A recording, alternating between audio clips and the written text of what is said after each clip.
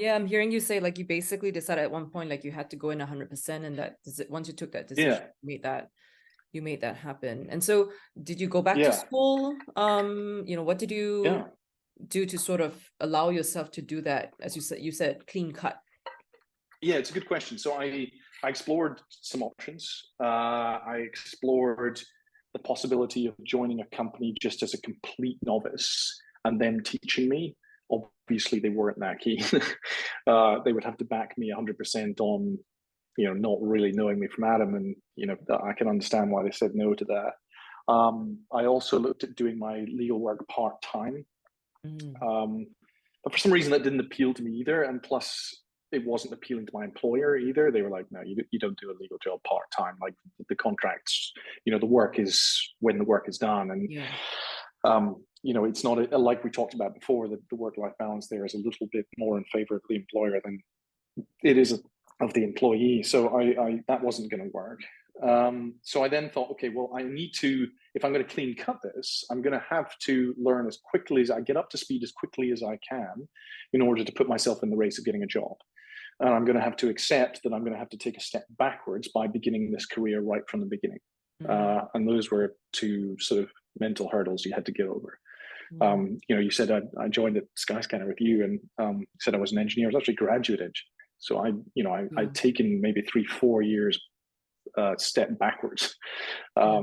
to start there. I was 3 years into a career in law. I was, maybe sort of intermediate level equivalent lawyer, and kind of trying to get more senior, and I went back to a graduate level. So I decided. So long story short, I decided, okay, well, if I'm going to do that, I'm going to also make another big change in my life that I want to do at the same time. I realize that's a bit unusual, but I had always had a fascination with Asia and this part of the world. I spent most of my time during my summers working small jobs so I could afford an airfare to go and backpack in Asia.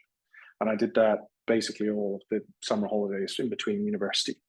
And I thought to myself, well, if I'm going to change career, why don't I try and get the sense of adventure and fun that I get from backpacking and try and do the two at once? So I said, okay, well, if I'm going to do this course, I'll do it somewhere that's going to be exciting. So the only course that was available for a crash course in web development was in Hong Kong at the time.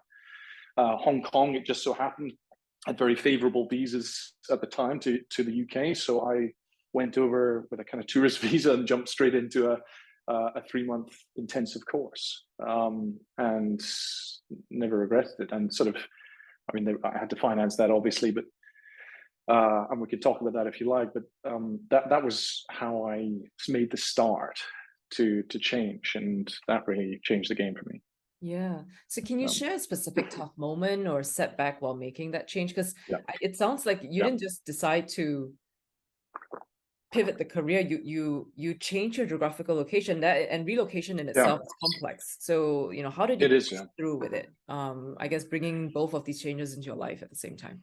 The push through. I'll answer the push through part and the challenge part separately. The push through part, I found a lot of the motivation came from the self-respect and self-satisfaction of having made the choice. I know that sounds very cheesy, but I got a lot of satisfaction from accepting this choice as mine and my own, and that only I could affect the outcome.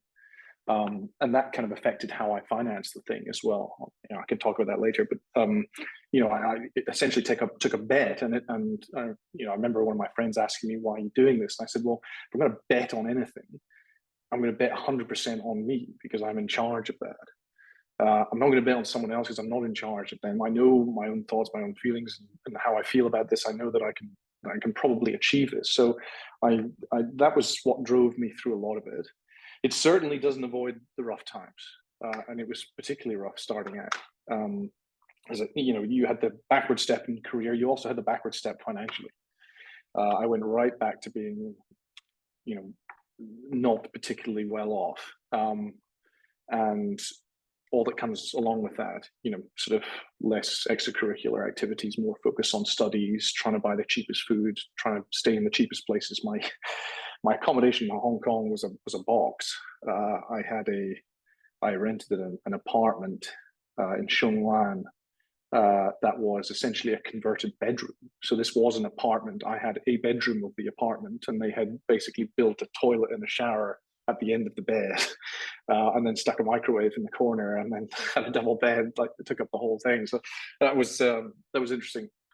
And then, so what was the tough thing that happened? I think my toughest moment of the change was my first job that I got after finishing the course. I was very lucky in that I picked up a job quite quickly after the course.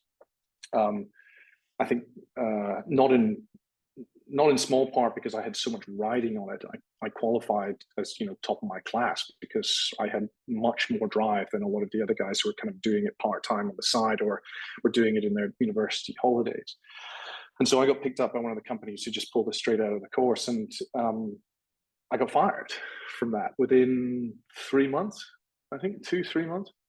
I went into that job and started coding and kind of getting into it, and I was like, oh yeah, this is awesome, living what I set out to do. And then I started, it was a startup, a very small startup, maybe 10-15 people, and I was expected to be there from 9 till 10 p.m. at night, and I was expected to be there 7 days a week, 9 till 10 p.m. at night. So I suddenly realized that my dream of being in charge of my time was maybe not as true as I thought. And I started working hard. And then further complications were I wasn't on a visa, so I wasn't able to work in Hong Kong technically, and they knew that. And so they were paying me in cash, but because they were a bit cash strapped, their cash flow was unreliable. So I wasn't getting the money that I needed at the end of every month. So, being on, and this was at the end of the course period. So, it was tight for cash as it was because I'd given myself a buffer, and I was coming to the end of that buffer. So I was glad to get a job. And then, so you were really living from paycheck to paycheck. So for them not to pay you was actually a huge deal for me. And obviously that was quite stressful. And then I think through being a little bit naive about how things operated in that environment, and through not enjoying working 7 days a week for that long, I fell out with the founders, and eventually they called me up and said, "No, Dom, I think their words were, you're not right for this, and then don't come in tomorrow." So, suddenly I was out of a job, and I was running out of cash. And not only that, they had promised to sponsor my visa to stay in Hong Kong, which was also running out. So you had like visa, money, career issues all at once. And you asked about what drove the triple whammy. Yeah. I mean, and so that was particularly hard. And then, the reason we met is because Skyscanner then came along. I spoke to one of the team in human resources through my friend Ross, who had just joined Skyscanner, and they said, "Hey, your experience is not good enough to join as an engineer straight off, but we have a graduate program. Would you be interested in joining?" I said, "Hell yes, just please just interview me for it." And I stayed up late nights practicing for the interview, learning about travel and understanding the industry. I mean, you know all about it, but trying to understand airfares and airlines and how they all operated. And eventually, I was lucky enough to be offered a position, and that really rescued me. And the rest is history. And so that's when we moved to Singapore. I moved to Singapore from Hong Kong because obviously they weren't in Hong Kong. And so relocated actually via Edinburgh, ironically. So because they were headquartered in Edinburgh at one time. So I was just sent back to Edinburgh to begin, and then back out to Singapore. But that was particularly challenging, and I was, by the time I'd started at Skyscanner, I was really tired.